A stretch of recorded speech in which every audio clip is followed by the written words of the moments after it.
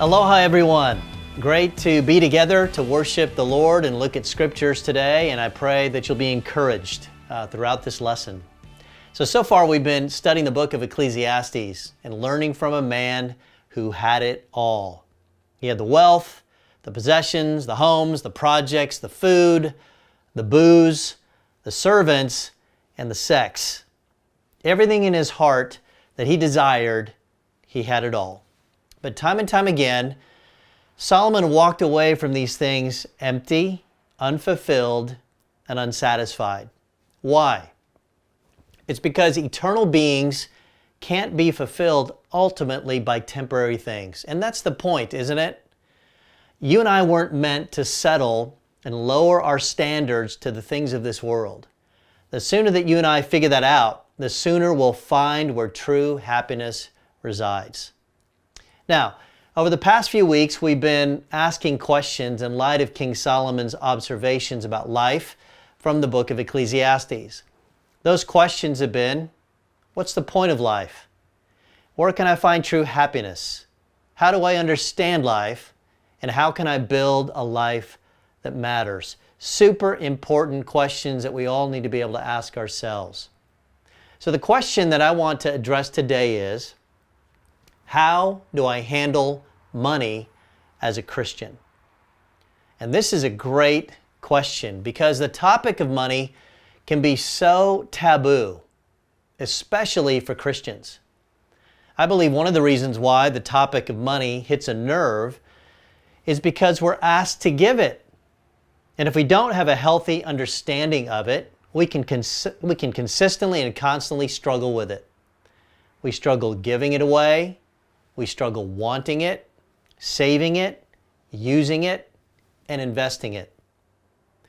So before we talk about how to handle money as a Christian, I want to talk about some common myths of what we hope money will bring us, and in reality, what money really brings. Does that sound good? All right, here we go. So what do we hope money will bring? The first myth is that money will bring us satisfaction. If I have more money, I'll be more happy. Isn't that what all the ads in the world may say? The problem with that is that your yearning power will always exceed your earning power. You always want more. Ecclesiastes 5 verse 10 says, "Whoever loves money never has money enough. Whoever loves wealth is never satisfied with his income." This too is meaningless. If money brought satisfaction, if it did, then the wealthiest people would be the happiest, and that's just not true. In many cases, wealthier people have more problems. Wealth does not bring more satisfaction. Number two, what's a common myth? Significance. If I get wealthy, then people will respect me. They'll look up to me. I'll have power and prestige. I can buy all those status symbols that prop up my weak self-esteem, and people will think I'm really important because I have wealth. Jesus reminds us in Luke chapter 12, verse 15, that says, "And he went on to say to them all, 'Watch out and guard yourselves from every kind of greed, because your true life is not made up of the things you own, no matter how rich you may be.'" God says your net worth and your self-worth have nothing to do with each other. Your value is not based on your valuables. It does not make you more significant in God's eyes because you have a bigger checkbook. Okay? What's the third common myth that we hope that money brings? Number three, security. How much money do you need to feel secure? That can be a tricky question because here's the challenge.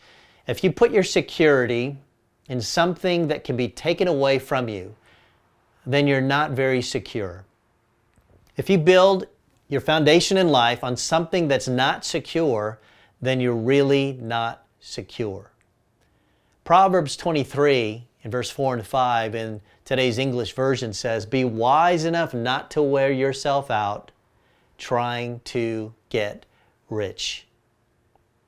Your money can be gone in a flash, as if it had grown wings and flown away like an eagle. Now, have you ever noticed that the dollar bill has eagle's wings printed on it? That's because it can fly away. Whatever you put your security in ends up being your God. So wealth doesn't bring, ultimately, us more satisfaction, significance, or security. So what does the Bible say that money really brings? Well, number one, more expenses. Ecclesiastes 5, verse 11 in the Living Bible says, the more you have, the more you spend, right up to the limits of your income. So what's the advantage of wealth, except perhaps to watch it as it runs through your fingers? Wow, what an incredible imagery. As income goes up, so do expenses. It always costs more to have more.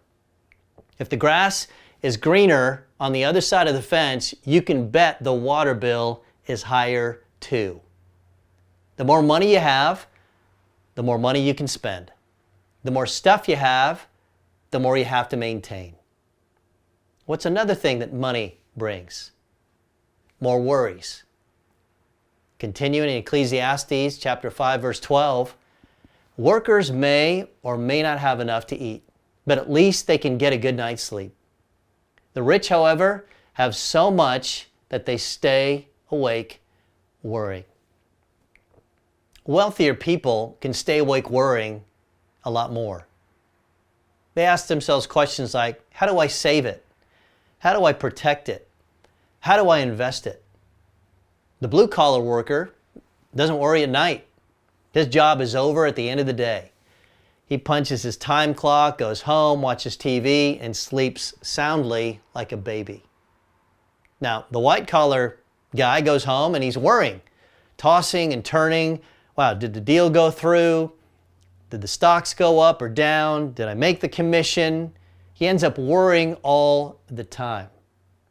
As income increases, so does insomnia. Now, Solomon said all this stuff about 5,000 years ago. You know, the number one cause for divorce in America is money worries over anything else. Another thing that money really brings, more pain if it's lost. You know, if you lose a little, it's no big deal. But if you lose a lot, it's painful. When you lose wealth, several emotional problems can occur. There's a loss of confidence, discouragement, frustration, anger, and depression are just a few emotional problems that can occur. That's why there's an adage that says, don't invest what you can't afford to lose. Another reality of what money brings, more responsibility to use it wisely. Luke chapter 16, verse 11, in today's English version, says, if then you have not been faithful in handling worldly wealth, how can you be trusted with true wealth? You see, Jesus is talking about how people handle their worldly wealth shows their trustworthiness. If a person can be trusted with a little bit here on earth, if he or she maintains integrity, even in small matters, then that person has proven trustworthiness for large matters. Life is preparation for eternity. Life is a test. It's a trial run. In other words, money is a test for you and me. And God has chosen money as a way to test our character. The way you handle your money here on earth will determine your rewards as a believer, as a follower of Christ in heaven. You need to handle it wisely. Now, why did God choose money as the acid test for our character?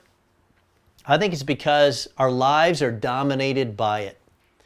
We spend most of our lives making it, saving it, thinking about it, spending it, investing it, wondering what we're going to do with it or without it. Money can dominate our lives. So God uses money as a test. to see what we're really like on the inside, to see how mature we really are, how godly, how unselfish, how loving. Did you know that Jesus spoke more about money than he did about any other issue? More than about heaven or hell or anything else?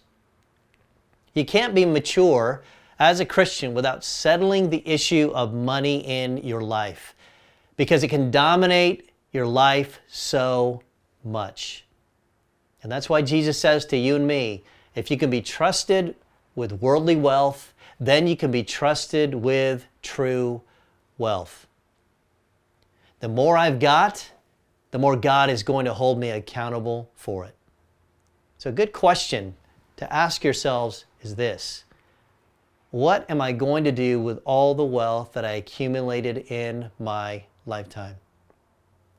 You know, some might say, well, they're intending to leave it to their kids or loved ones, and that's not a bad thought. However, there are studies that have shown that inherited wealth does more damage than good most of the time to the children it's left to.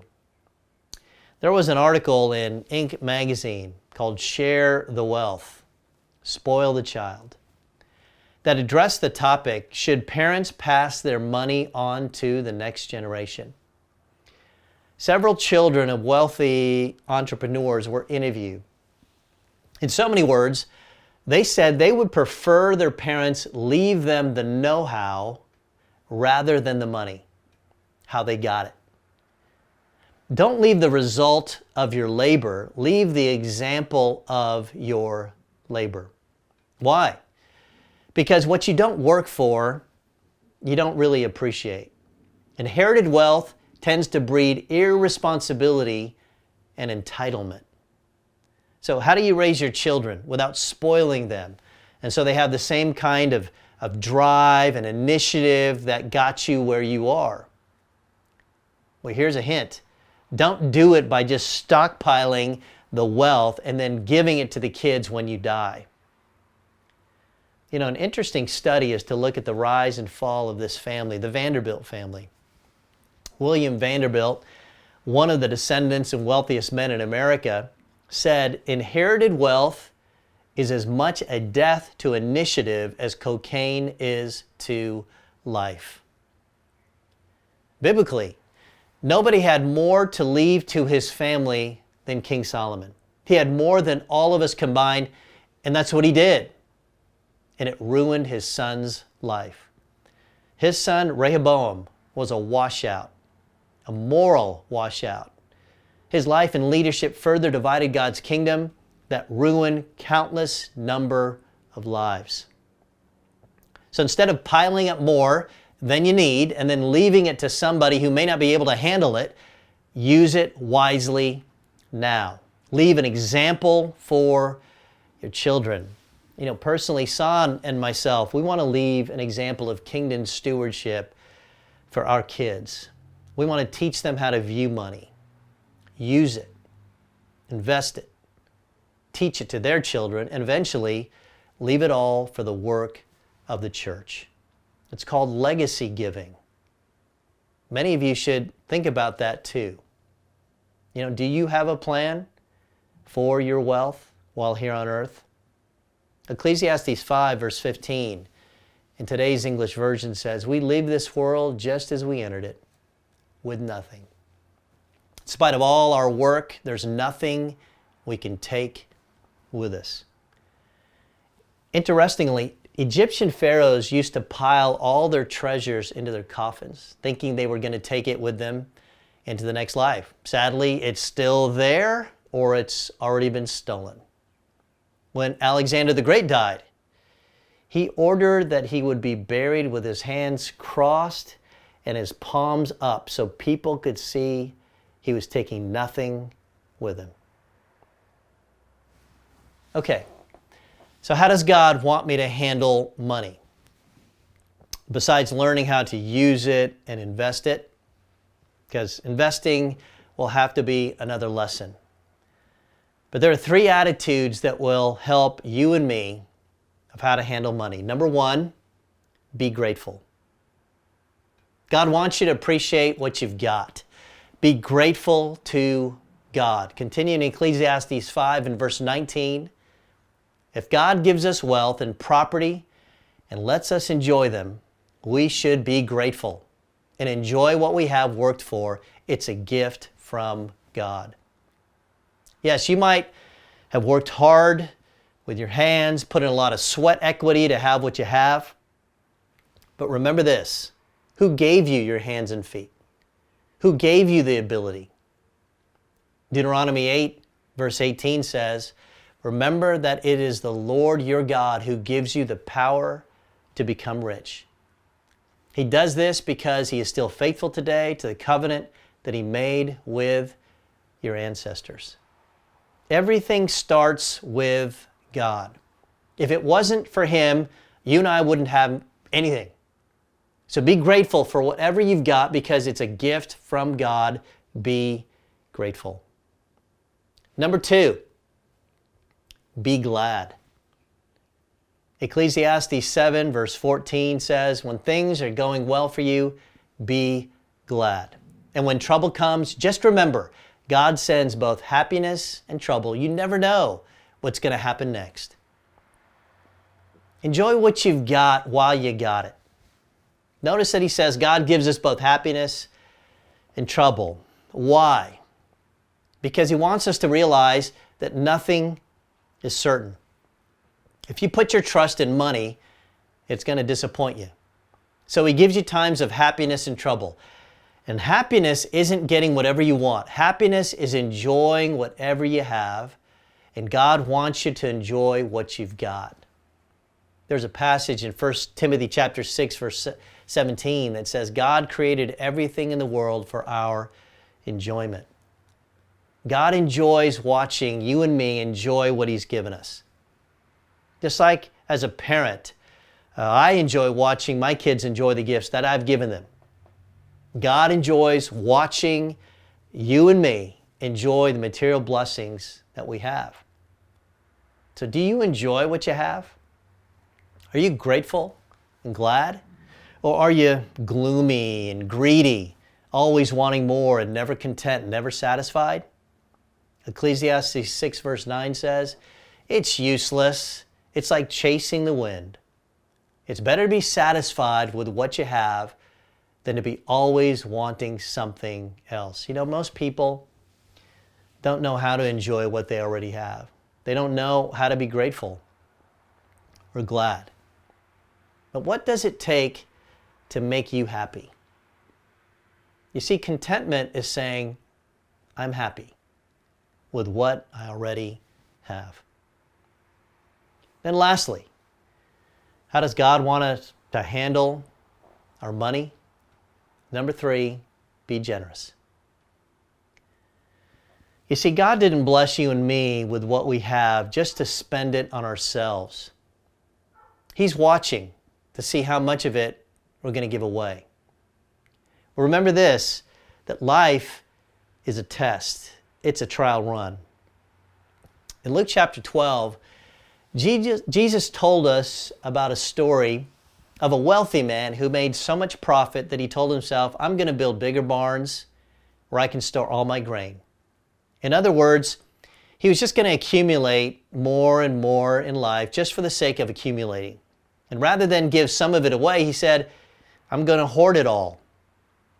It didn't even occur to him to be generous. And this was Jesus' response to this man.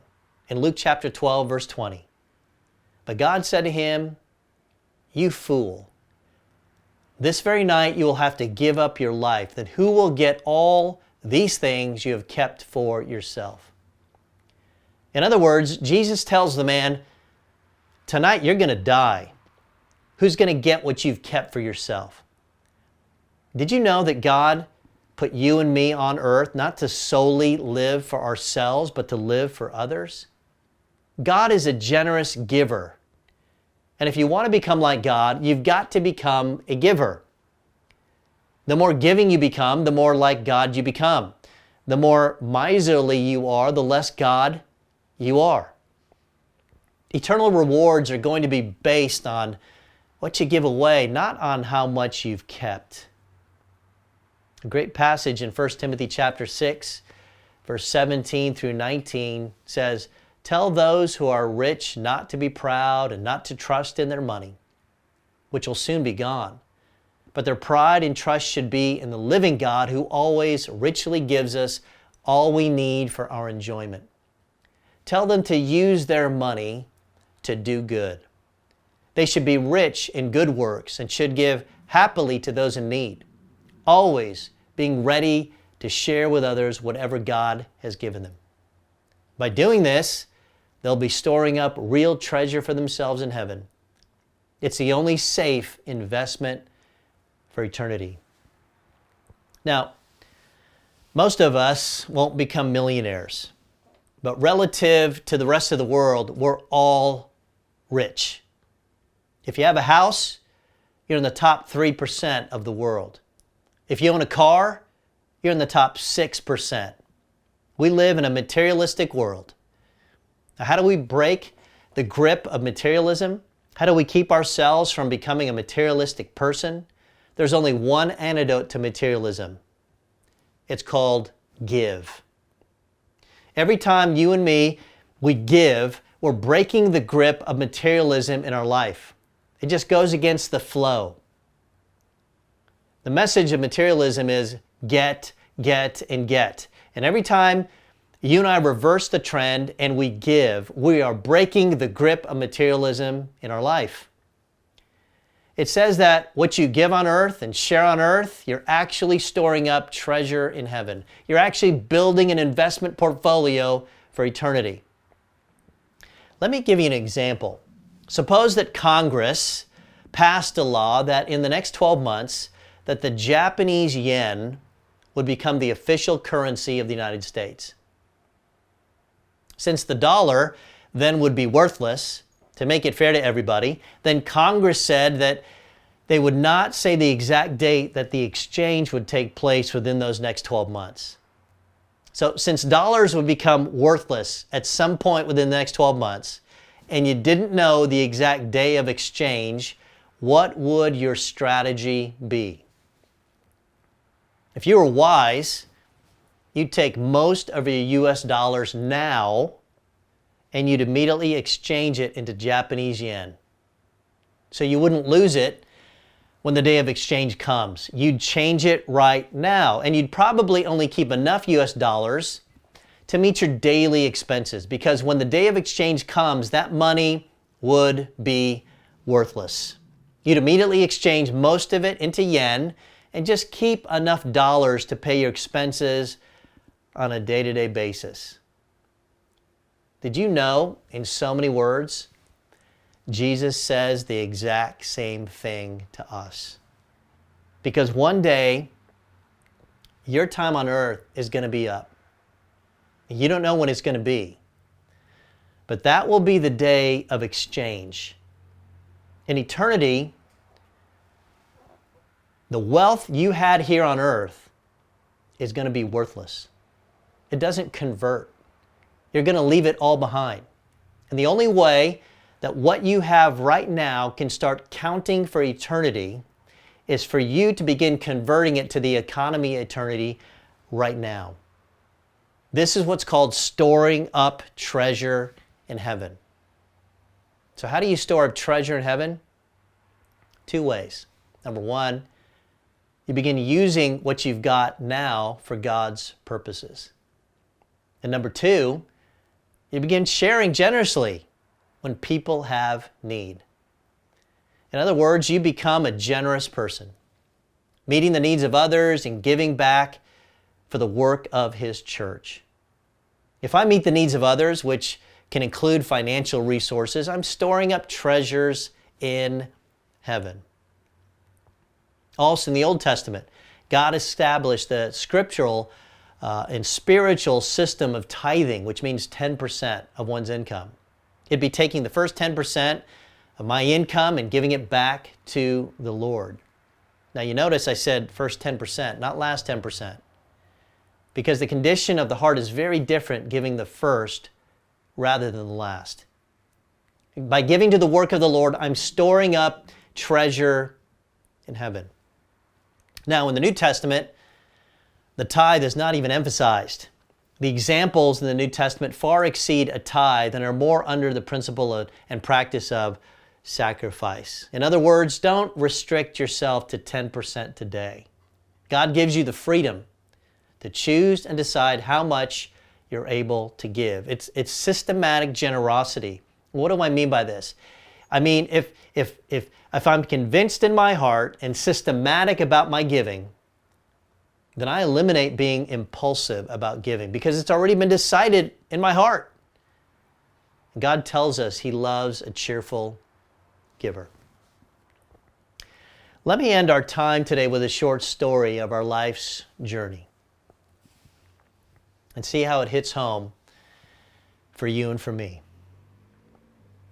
There was an American investment banker, and he was at the pier of a small coastal Mexican village when a small boat with just one fisherman docked.